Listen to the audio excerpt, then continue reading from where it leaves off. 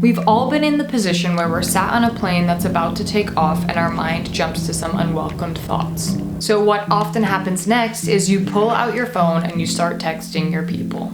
Well, recently I was on a flight from Newark to Boston and a question popped into my head. If I were to die today, would I be content with what I have achieved and how I've acted or lived my day-to-day life? It's not really a question people deeply think about because first of all, it's extremely frightening. And secondly, we don't often view death as a possibility for us. But because of this mindset, we often waste our opportunity to live because we exist under the impression that our life is completely guaranteed, when in reality, nothing is promised. When this question popped into my head, it was almost a blessing in disguise. Over the past few weeks, I felt like I've been in a deep rut, and I feel like I've been trying so many different things to help me get out of it. I even took a week off YouTube to try and reset my mindset and how I live. I was just left wondering when would the insight or realization or sign come to me that would lift me out of this rut. So when this question just popped into my head, I was almost struck with a wave of emotion. Tears dropping onto the page, I began listing in my journal all of the things I would have wished I had done differently if my life instantly changed tomorrow. The list actually ended up being pretty long. I would regret making so many excuses about working out, eating well, doing an ice bath, or sitting down and creating a video.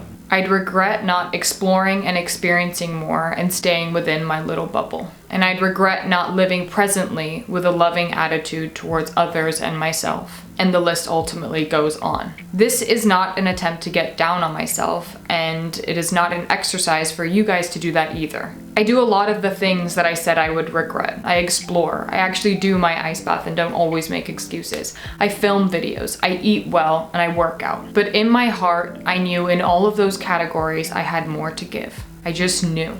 Sometimes you just know deep in your heart when you're slacking on something, or you just know deep in your heart when you know you're not giving it your all and you know you want to be doing that, or you know you should be giving it your all. So despite me doing lots of those things all of the time, I knew I wasn't giving it all that I could be giving it. And that's why I was left with those regrets. And I needed this realization. I felt like I had fallen into a mode of living that was strictly autopilot, that lacked presence, that was completely blind to the awe that surrounded me. But this realization felt like it had washed all of that away. I felt a deep feeling of stillness and peace because I knew exactly what I needed to change, and I knew that I needed that moment to make those changes. I let out a deep breath and I said, I can breathe. I am here. So let me be at peace because time is limited.